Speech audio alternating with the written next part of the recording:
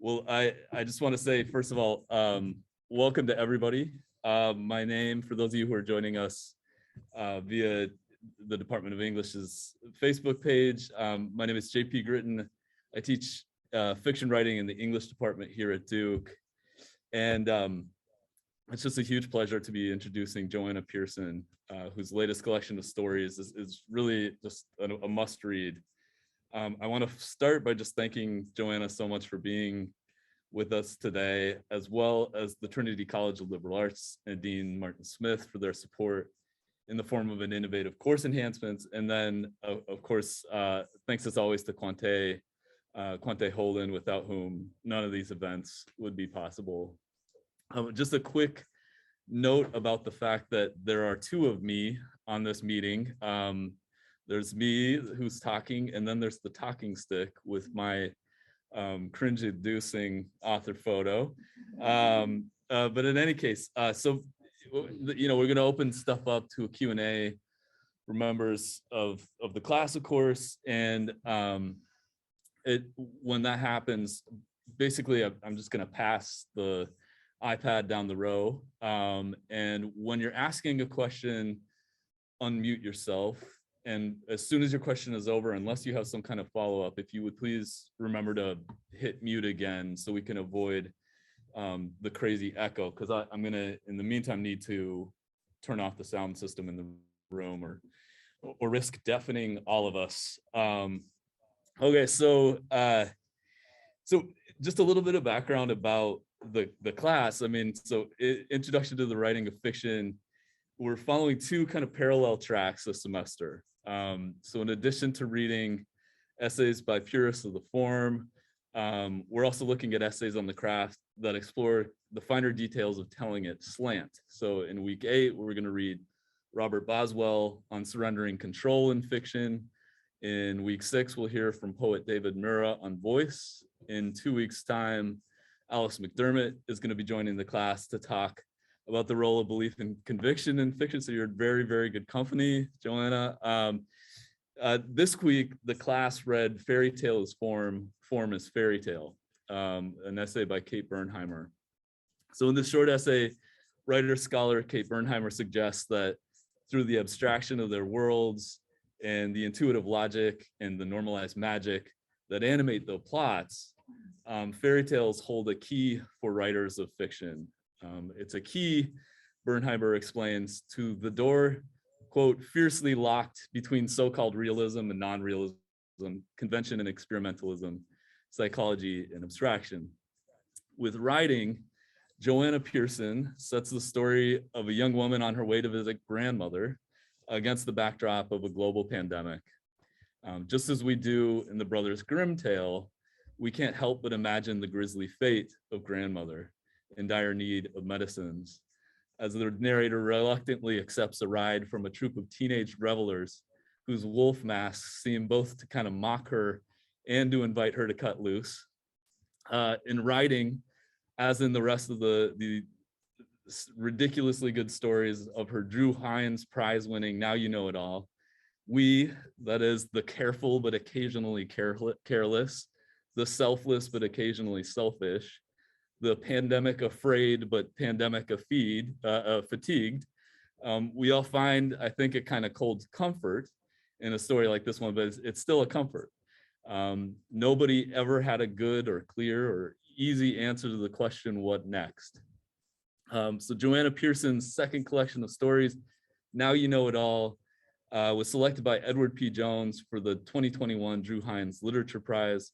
Her first collection of stories, Every Human Love, was a finalist for the Shirley Jackson Awards, the Janet Heidinger Kafka Prize for Fiction, and the Forward Indies Awards. Her fiction appears in various journals, including Alaska Quarterly, Colorado, Ecotone, Canyon Review, Sewanee Review, and Subtropics, among others, and has been anthologized in the Best American Mystery and Suspense, the Best Small Fictions, and Best of the Net. So please join me in welcoming our guest. So glad to see you, Joanna Pearson.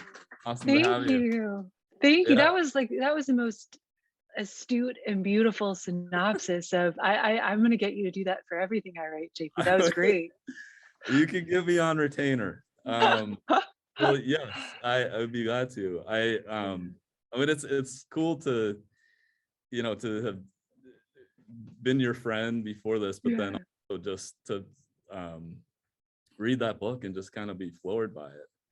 Right back at you, sir. The students are lucky. I mean, I was just thinking as you were describing the class, I would love to take this class. I can't see any students' faces, but I mean, behind everybody's mask, I mean, I feel like what a fun, this would have been my undergraduate dream, like dream come true, which is revealing of maybe the sort of literary nerd that I am or whatever. It sounds like a great class. So I'm glad to be here. Well, you've never been in our classroom. It's about 150, 160 degrees in here right now. Um, yeah, it is the hottest room Oh my in gosh. um, well, okay, well, so this kind of apropos. I wonder if, I mean, you've worn over the course of your life like many hats. Yeah. You are an MD, Hmm. practicing at UNC Hospital in Chapel Hill. You are working on a novel. You won a couple prizes for short story collections, but I met you as a poet, and I Yeah. wonder, as vague and broad as this question is, if you could just talk a little bit about your journey as somebody who was passionate about medicine and that path and your Yeah. career, but also somebody who you have to write. Yeah. Oh yeah. That's it. I mean, I think it, I feel like this may be true for most people who are drawn to writing. It feels like a thing that you cannot not do. Well, that's a lie. You can always do laundry instead of write, but you feel like kind of existential malaise when you aren't writing. Maybe that's the way. Yeah, no, when I was an undergrad, I was an English major and I was kind of doing some pre-med courses and taking English classes. And then I just sort of like landed in poetry, partly because it suited my schedule. I think it's more of a bite-sized form. And so I just kind of like continued in that trajectory through the time that we met each other. And I enjoyed it. I mean, that was sort of my first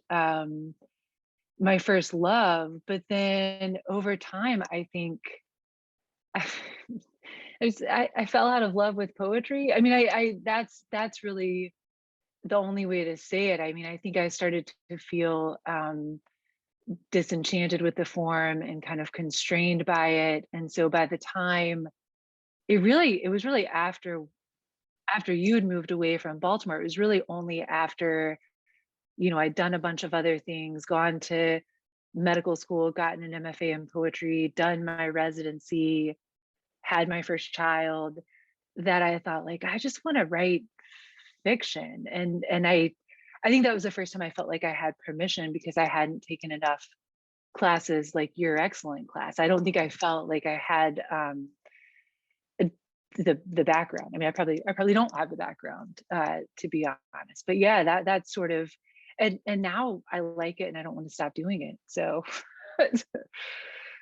So I mean, so it sounds like some of what it was is you just literally had more time to devote to the story. I mean, yeah, I think that is part of it because I think I think that like on some level there was a sort of practical aspect that poetry is something that you can fit, in the interstitial spaces between, you know doing stuff like medical school and what, poems are, unless you're writing the Iliad. I mean, I guess there are long poems that exist, but I think most of the time when we just say poetry, I think we're mostly talking about the lyric tradition, like a shorter lyric. And so I do think that is part of it. I think the other thing, and this doesn't sound maybe particularly academic, but I do feel like there is a little bit more of a trend in contemporary poetry, at least, to sort of value being, you know, esoteric, just to be like, it's sort of not hospitable sometimes. I think sometimes there's a perceived value in it being a little bit inaccessible. And I'm not saying that things should be, you know, it's totally pat and easy and not have complexity to them. But I think what I love about fiction is that it still seemed to me, at least, to value entertainment and pleasure, and bringing in the reader and sort of saying like, hey, I'm gonna build this construction, I'm gonna build this artifice, this magic, and bring you in, and you're gonna be surprised and delighted. And that's not to say that poems don't do that, but I think maybe maybe I was not reading enough of them that did do that, and then I was just seeing a lot more. I was reading a lot more fiction. So yeah, so some of both. Yeah, I mean, it's interesting to hear you say this, because I mean, I think I've heard similar stuff from fiction writers, Really? made the transition to writing screenplays, or just not really Yeah. writing anymore, where what seems to be in vogue is maybe like, let's put it nicely, entertainment is not a priority, and Yeah. Yeah. sort of you lose something of the architecture, or the Yeah. um, just the joy of coming to the last page of a short story. I mean, Yeah. people write about how the epiphany is overdone and, you know, kind of Yeah. artificial feeling, but Yeah. feeling of getting to the end of a short story and realize, oh man, I get it, you know. And Yeah. Yeah. I Yeah. think a part of why I love Now You Know It All so much is just every single story in there felt kind of self-contained and propulsive and fun, and Yeah. I appreciate you saying that. Well, that may be the other interesting thing is, I mean, you're seeing it amongst fiction writers, and what part of it maybe is that sometimes I lament the fact that I don't have an MFA in fiction, but that also may be part of what's allowed me to not feel maybe a little bit jaded by certain aspects. Like I can sort of have a naive delight and optimism because I came up in the world of poetry first and foremost. But yeah, totally, that's, I mean, to me that's the end goal. I don't know, I mean, I think that it obviously I'm a former English major. I think that work should make you think and ask questions and consider things, but I do think that pleasure and entertainment is a big part of it. well, speaking of the pleasure of the work, I did just kind of want to ask you about Yeah. things in writing that, you know, I'm so envious of, and I want to hear more about. And I guess the first one that jumps out at me after a couple reads now is just, you know, the dialogue. It's doing such work. I mean, you consider, I've already blabbed about the economy of the piece, but you don't, you know, you've only just met this kind of trio of, I don't even know what's called. I'll call them revelers. This trio of, Rapscallions. Yeah. this trio of rapscallions. You only just kind of barely meet them, but over the Yeah. course of that conversation, you're hearing, I mean, a ton of stuff that could have been related as exposition, but it is somehow wonderfully incorporated into the dialogue. You're advancing the plot. You're giving me a sense of the characters. I mean, so like, I mean, what do you do to hone your ear for dialogue? I mean, are you one of those people that sits in a cafe and records little snatches of conversation? Is that what it is? Yeah, JP, like this is where I don't know. I'm gonna out you to your students if they have not read your novel and say, I think are wonderful at dialogue. So the fact that you're saying that to me is really nice. It's funny. I don't know. Well, maybe this is a good argument for revision. Is what I'm going to say here. I don't think I'm particularly good at dialogue. I don't know that that I am. I think there are people who have just like an ear for it. They're really good. I think our mutual friend, my husband Matthew, I think him having done playwriting, I think playwriting really probably forces people to just really make it all happen in dialogue. So I don't think of myself as being amongst writerly people like naturally great at it. But I do think that maybe in the act of revision, I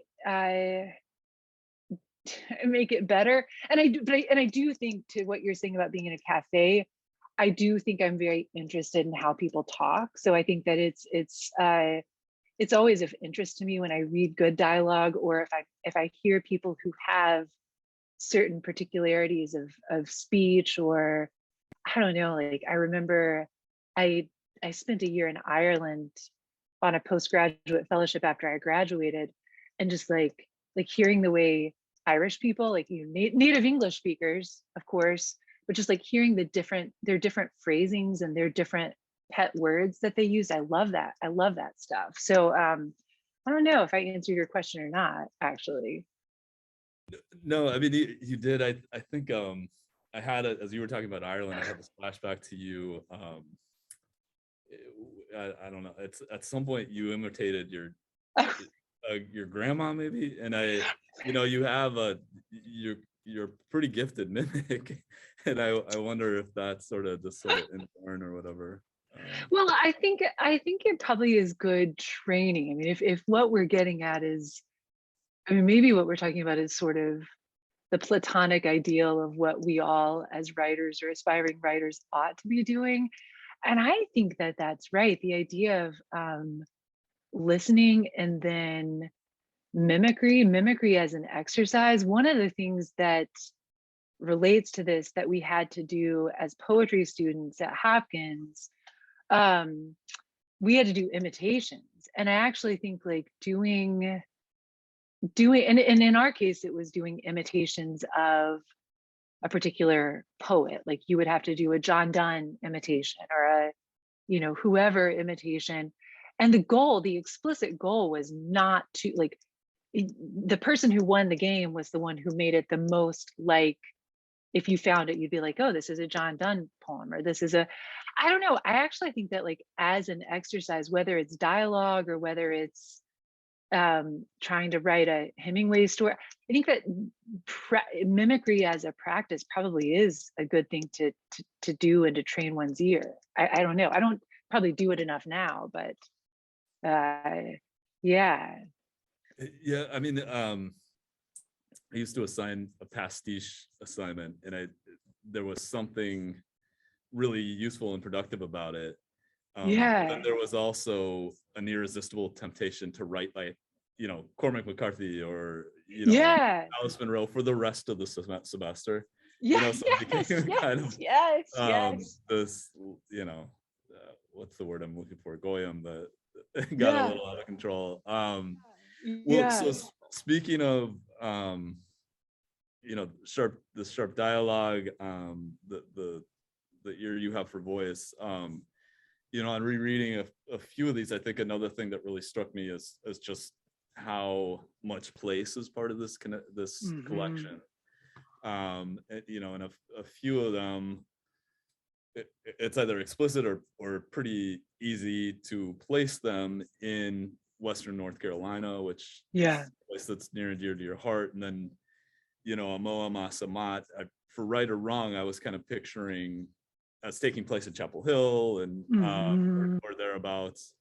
And then even in those stories that have a kind of more exotic locale like Rome, I think the place almost becomes another character. And I was just wondering if you could speak a little bit to the role that place plays in your process of composition, or is that something that comes in as you edit, or in the third draft or whatever?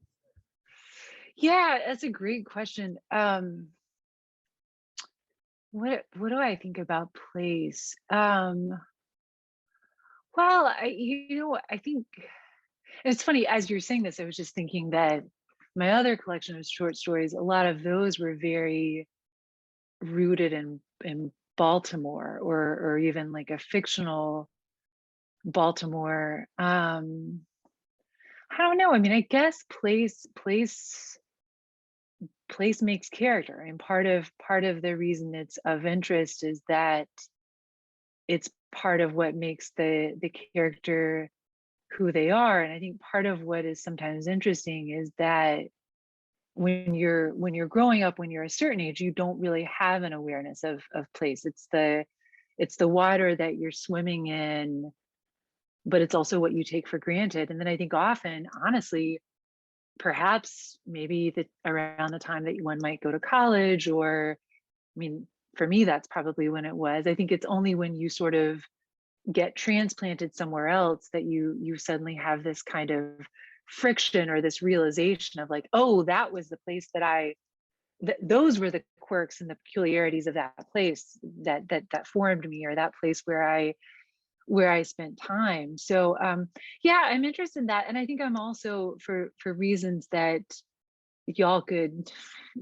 y'all could easily guess, I often will create sort of like, sort of like bookish, off kilter, slightly uncomfortable characters who are coming from a small town, and then who have this awareness of the larger world, and sort of realize they're provincial. They sort of are like are hungry for the world, but they're coming from a small. I mean, that that no one in the class will have trouble guessing why I find that an interesting thing. But yeah, I think part of it is that, the other way of thinking about it is that writing is about the sort of creation of tension, and then to an extent relieving that tension or providing some answer. And I think part of what creates tension with characters is their relationship to place, either where they're coming from, or where they're going, or a place that just exists in their mind.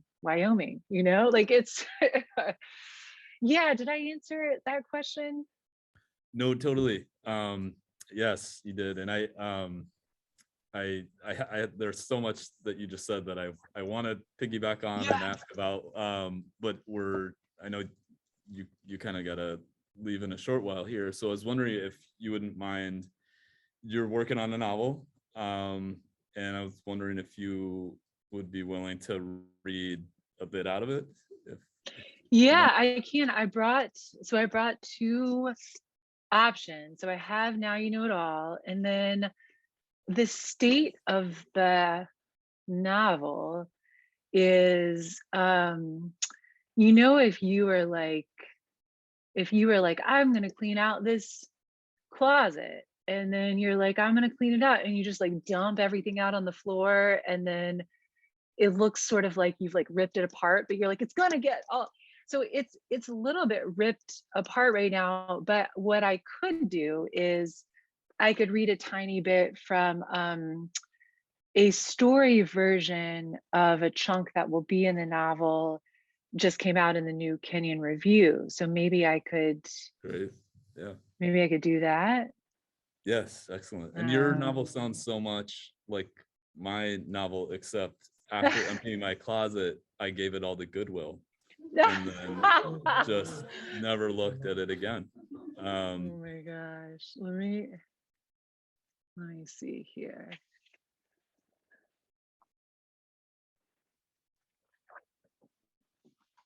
My freshman roommate Carly claimed that if you were being attacked, you had to throw a fit, fall to the ground, froth at the mouth, growl, fling your arms, spout gibberish. She demonstrated vividly and with an ease that suggested she'd previously employed such a tactic successfully. She looked like a holy roller, someone in the grip of ecstatic revelation. Nothing like an actual epileptic. I knew because my father suffered from epilepsy. But an attacker would hardly know the difference, Carly promised. The exact details wouldn't matter, so go bananas with it. Vomit if you're able.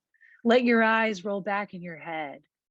The attacker would be so startled, so wary of whatever dread, affliction, or malevolent spirit had seized you that he'd scamper off, harmless, into the shadows.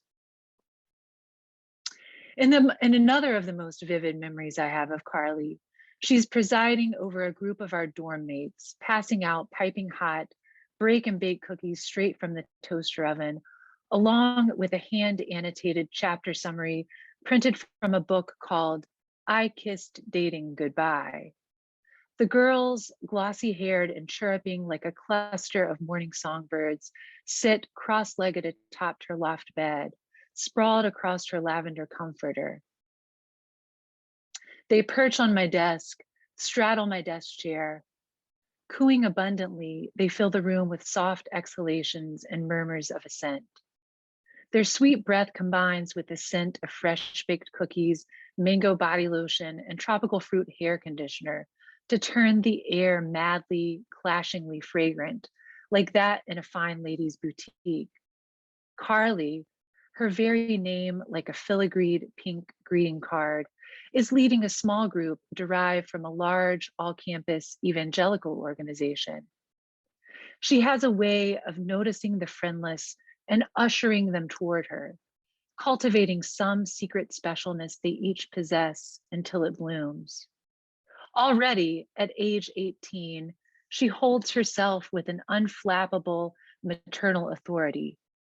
Even then, as it's happening, this is a scene on which I can gaze but never truly enter, stuck outside, little match girl style, my fingers icy against the metaphorical glass of a specific sort of faith, or lack thereof, that blocks true access. I have a chemistry exam looming. I am the sort of girl who takes looming chemistry exams seriously. There is no space for me, my seriousness, my worldly anxieties here in my own blessed dorm room. I must trudge back to the library, but not before my roommate pauses and smiles. Carly knows my type and pities me, handing me a cookie for my troubles. Even in this dismissal, she glows with a sanctified warmth. Everyone is a bit more radiant in Carly's presence, and I am not immune. This moment occurred, of course, before Carly went through a phase of rebellion, a personal Rumspringa, during which she discovered drinking and the fact that blowjob did not mean blowing gently against the nether regions of a person you love. Those were the innocent early days when she still used terms like front bottom instead of vagina and collected lip balms flavored like pineapple soda and endorsed books that argued godly young women should refrain from kissing anyone until their wedding day. Submission to the right sort of authority, Carly told me, was glorious, liberating even. It was a doublespeak so calm, so self-assured that I envied her certitude. Despite all this, Carly possessed a brutal practicality. While her providential faith armed her with untroubled optimism in many respects, God would guide her through that Spanish quiz she hadn't studied for. She had an array of strategies when it came to certain exigencies.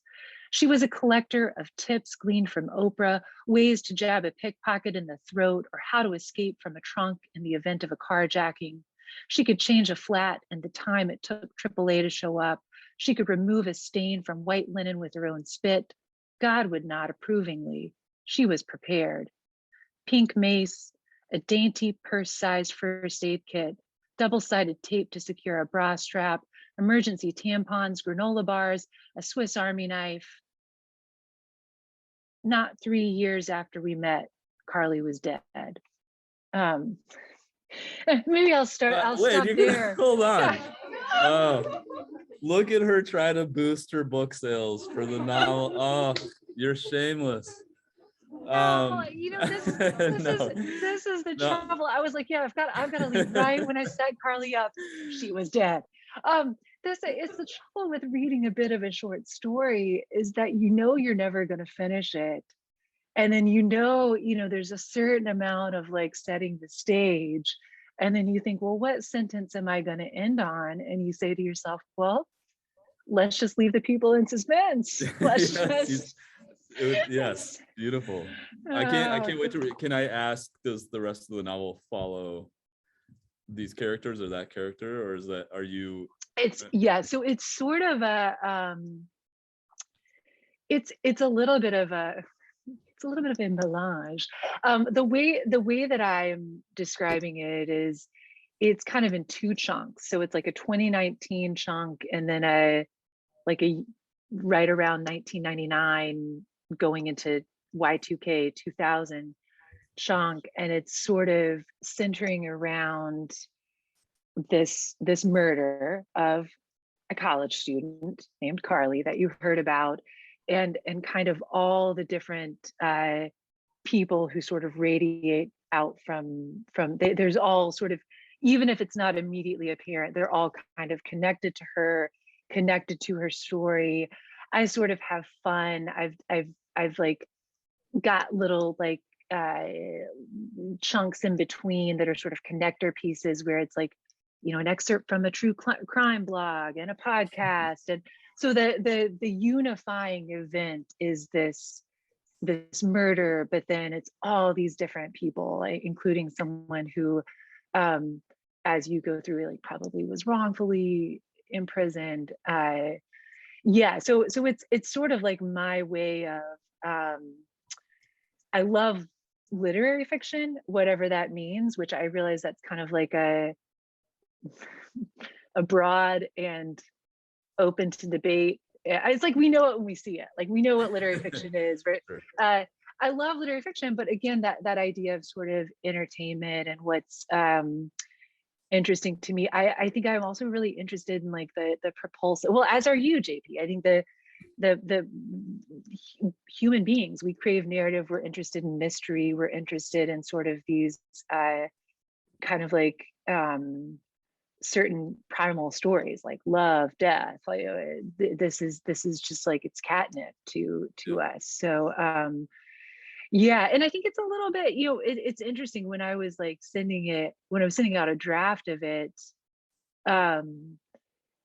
you know, somebody wrote back, and our mutual friend and former classmate Rachel Monroe, who wrote a wonderful nonfiction book that people should read on kind of true crime and true crime culture.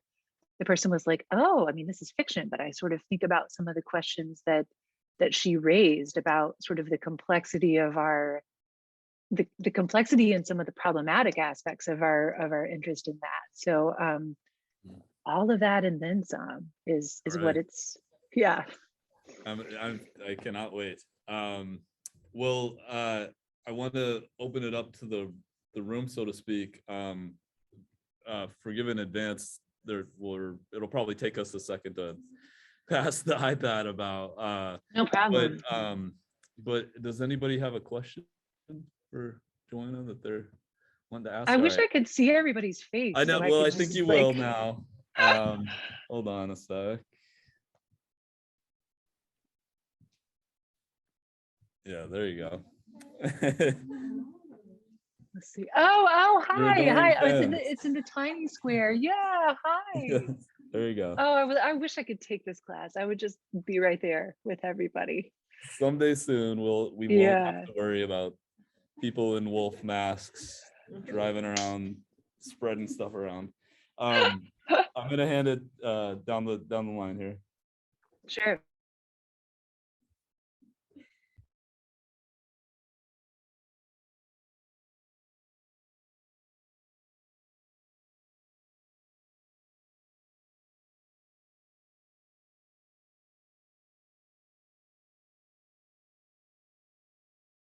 Hi, I'm Mary.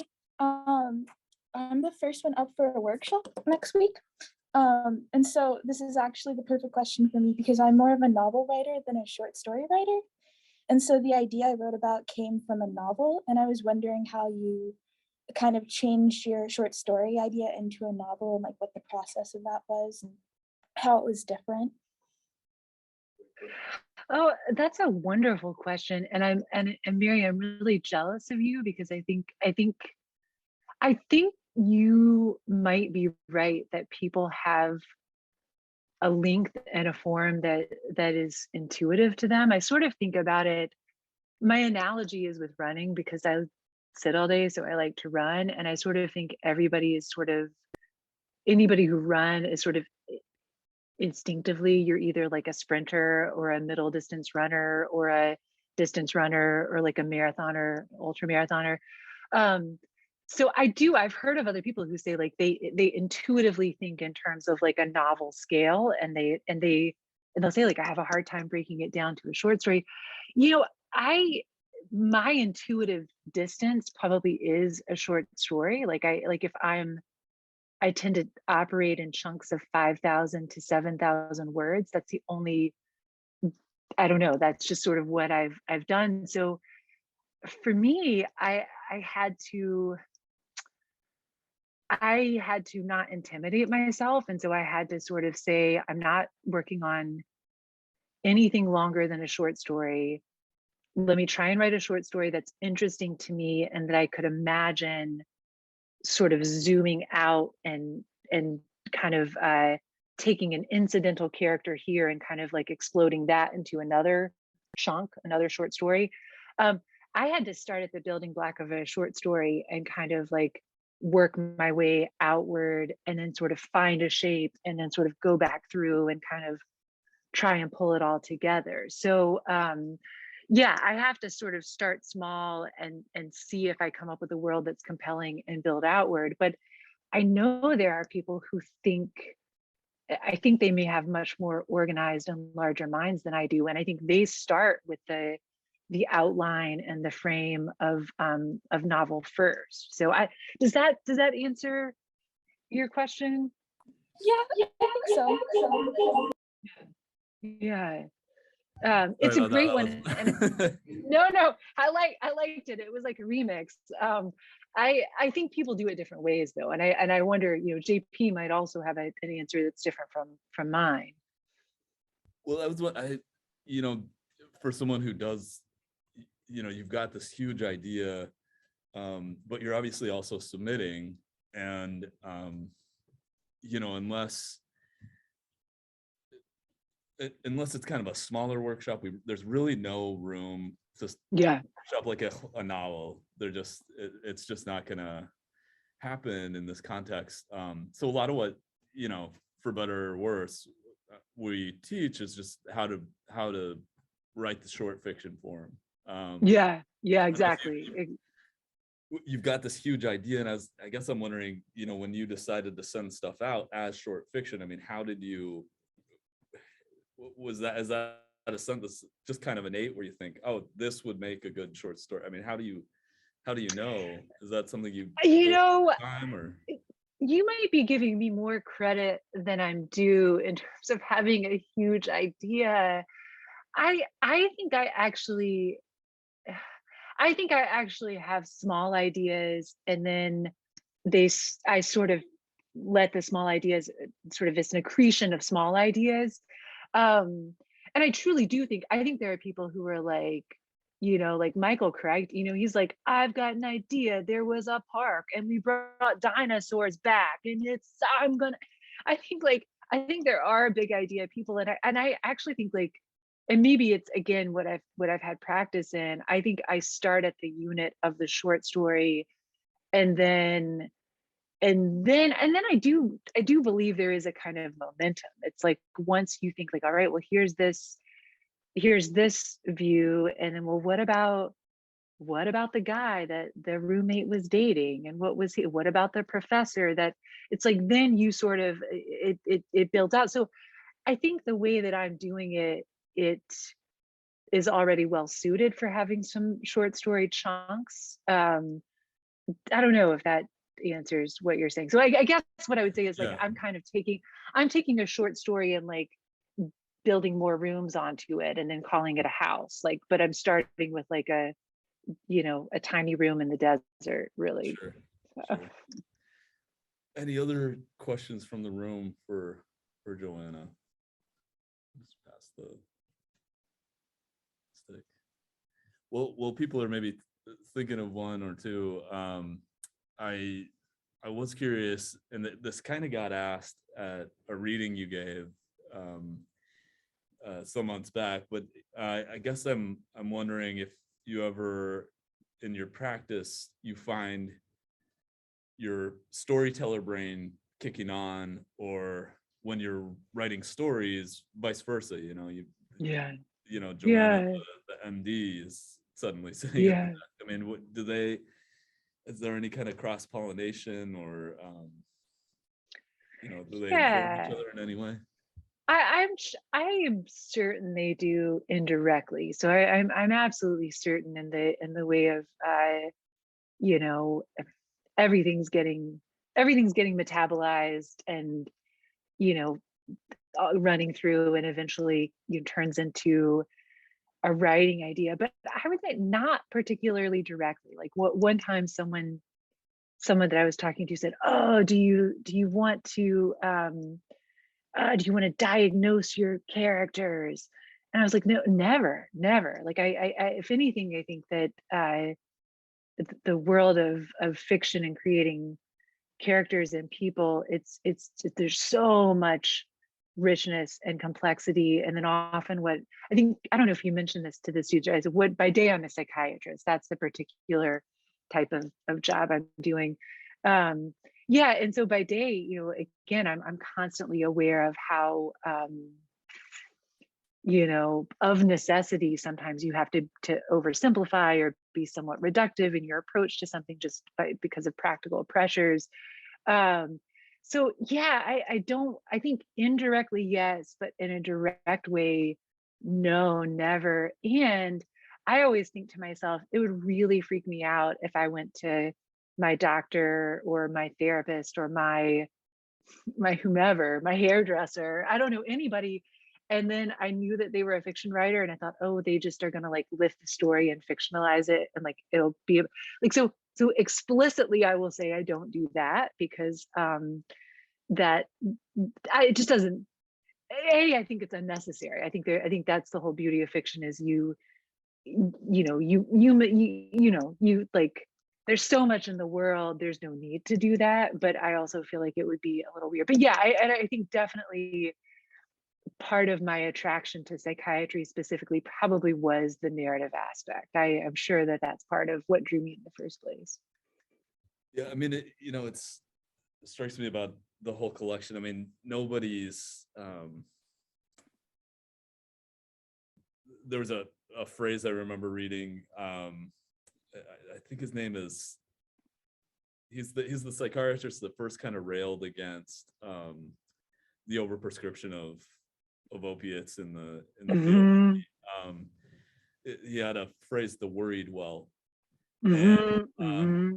And your characters, they're all, I think, beautifully drawn and sympathetic, and they're all kind of the worried well in a way that feels, I don't know, I mean, very 2022. Mm-hmm. We're Mm-hmm.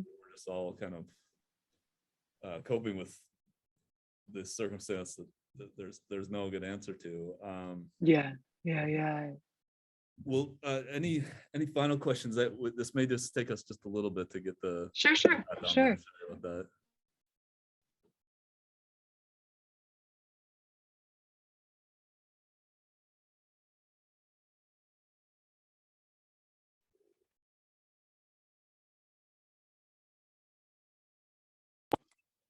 Hello. Hi. Hi. My name is Kilago, and I just had a quick question. You said that you kind of like work with like world building, and that some people who work with like novels usually do like an outline or a frame first, but do you usually like have an idea because you have a beginning in mind, a random scene, a character, or like an ending? And do you always have to know the ending, or can you, like, is it like effective to just work with the story as you have it, or is having an ending kind of the best idea when you're going into writing something? I love this question. Yeah, I think there was a book that that both JP and I read in grad school that probably would speak to this. Yeah, there was this writer, John Gardner, and I think he used to say there were three ways to come at a story. And I may be slightly misremembering this, so JP can correct me, but I think what he said that the three ways of sort of coming at a story, like at whatever scale, where it was either to retell a story that already exists, but sort of do your own retelling. That's what Shakespeare did it. If it's good enough for Shakespeare, it's good enough for us, right? So that's where you kind of already, you sort of already know the moves, but you're you're bringing some other insider interrogation, and you're sort of, you're making it your own thing. Then he said the other way is that you sort of know the ending, the concluding situation or moment, and you've got to get the people there. And then the other way is that you sort of know the starting place, the starting situation. What would happen if an otherwise reasonable person were driving in rural Georgia? What would make this person pick up a kind of slightly suspicious looking hitchhiker? What would be the circumstances, and what would happen? And I can tell you, and this may be my own personal quirk or preference, I always start from the place of what if, like, oh, well, what if this person were, or what if, like, here's the starting, here's the person, they're in this situation, where is this going to go? And so I, maybe 99% of the time, I think I almost never know my ending place. The other oft quoted line that I think no one really remembers who actually said this, but I think it's debated, but some writer said, writing is like driving in the dark with your headlights, and you can only see as far as the headlights are going, and you kind of keep writing, and then as you keep going, you sort of see it's sort of a process of discovery for the writer. That's very much the way that I write, and for me personally, I think that's part of what makes it interesting and fun, and like a process of suspense for myself, and a process of discovery. And I find that if I'm really curious and sort of on the edge of my seat, then that usually is a good sign for the draft I'm working on. But again, it's not to say that it's the only way. So I'm curious what you or what your classmates do. So yeah. Another really great question, I think. Any last question? And yeah.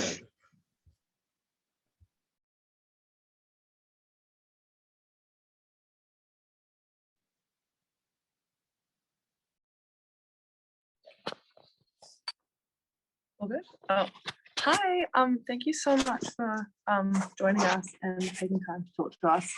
I'm Antonia. I was just wondering, I actually don't really have a very well-formed question, because I think the actual subject of the question is confusing to me. But I was just wondering, like, what's your process into getting into the lives and minds of characters you can't relate to? Like, how do you cross the limitations of your own life and experience to create characters that are interesting, real, and not cliche? Yeah. I mean, it's a great $1 million question. There's this thing that I think about, maybe there is more overlap with my work than not, but there's this thing that I've noticed with my day job, which is a person can seem, it's going to sound very simple, a person can seem really annoying at a distance. And I guess what I mean by that is, if you know someone only through a kind of irritating voicemail, or the way that they like their social media post, or I think there's a way in which you can feel really alienated and disconnected from that person. And what is fascinating to me about my day job is that I would say 90 something percent of the time, there are always exceptions. There are people that you don't connect with, but 90 something percent of the time, once you're in the room with somebody, you find some kind of fundamental something where you can like that person, you can feel some sort of empathy. You certainly may not be able to understand everything that person has been through. You haven't walked in their shoes, but like, it's like you can sort of feel some kind of, I don't know, connection, rapport, something with them. And so I sort of think about it as like, like getting in the room. Like if you can get in the room with the person, some kind of connection can often be made. I think that is probably true for fiction. Like if you're making a fully realized character, you're getting in the room with that person. Now, having said that, I think that the farther out you are from a person's experience, I think probably the stakes become higher and higher and higher and trickier and trickier and trickier. So if I wanted to, especially for a main character, I think if it's, you know, if someone walks into the room and that's who they are, that's slightly different. But I think that, like, I don't know what would be a good example.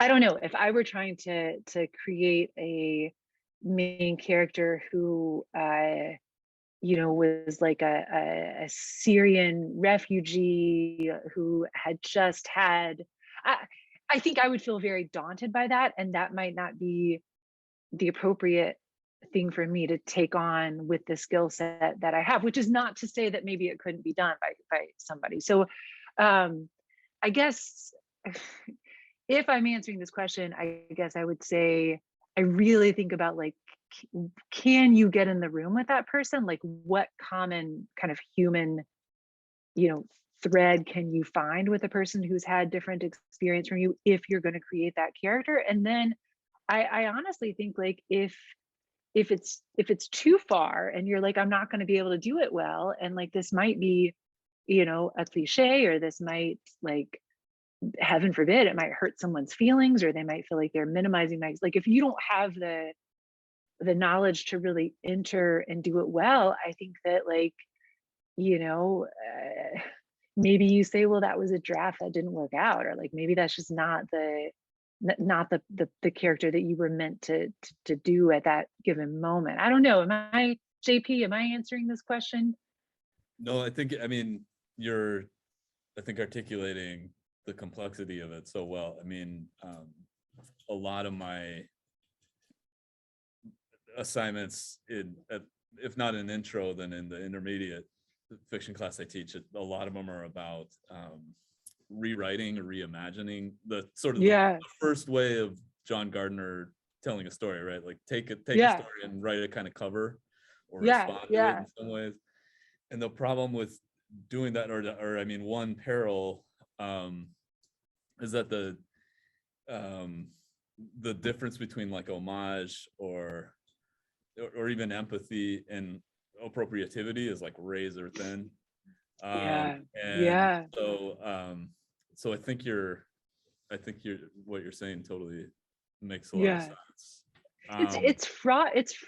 I mean, in a way, I think, like, it should be. It kind of should be fraught. I mean, it is, and again, it's like the bigger the leap, maybe the higher the stakes that like maybe you, like, it ought not to be done unless it can be done really well. And I don't, it is tricky. It's very tricky. So. Well, so I know you gotta take off in just a second here, but not counting books written by people who are on this Zoom call, what book should we absolutely, class is out at 6, we gotta just run down and the get regulator and get something? What should we get? Oh God, I've got so many good answers to this. Give us 3. Your top 3. Okay. Does the class like short story collections? Can I give some short story collection recommendations? Yes. That's okay, good. Nods. Good. I think that one short story collection and these are all going to be sort of recent. So these are of living, breathing, working writers. Not that we shouldn't read great non-living writers, but one that I love to recommend because I think it's fabulous is Jamel Brinkley's A Lucky Man. It came out a couple years ago. Your time, I can't tell how long it's been with the pandemic. I feel like it was a couple of years ago. So I think Jamel Brinkley's A Lucky Man is just like a it's like a showstopper short story collection from someone who's working now. I think that a collection called Likes, like just likes, like I got a lot of Facebook likes, Likes by Sarah Shun Leon Bynum. That I think that collection maybe came out in 2020, perhaps. So it's even more recent. I think I think it's also a wonderful collection. And then this one's a little bit older, but this is a North Carolina writer, or at least she lives in North Carolina now. I think she teaches at the MFA program at Wilmington. I think Bobcat by Rebecca Lee, I think is just like chef's kiss, you know, a fantastic. I'm going to do a bonus one. You said 3, but I'll also say if the students haven't read, this has been a much praised collection also, but I'll say Carmen Maria Machado's Her Body and Other Parties is like a delicious, creepy, you know, fabulous collection too. So I'll cheat and give you 4. That's great. And it's funny you mentioned Brinkley, because I'm gonna assign Everything the Mouth Eats in the fall. Yeah. Great Oh, story. excellent. Yeah, he's such a good writer, and I've heard an interview with him, and what I gathered from the interview is that he works so slowly, and he like he makes a story and then he revises it, and then and he doesn't want to show it and he just like polishes it like a jewel. So I feel like it might be a while before, but yeah, he's amazing. Yeah. All right. Well, round of applause for our guests. Thank you so much. Thank you guys. Thank you. What a pleasure. JP. Thanks everybody. Thank you. Thanks, All JP. right. Thanks for coming. Thanks for coming. Appreciate it. Thank you. I appreciate it. It was a pleasure. Thank Bye you, bye. Ponte. Thanks a lot, man. Appreciate it. So long.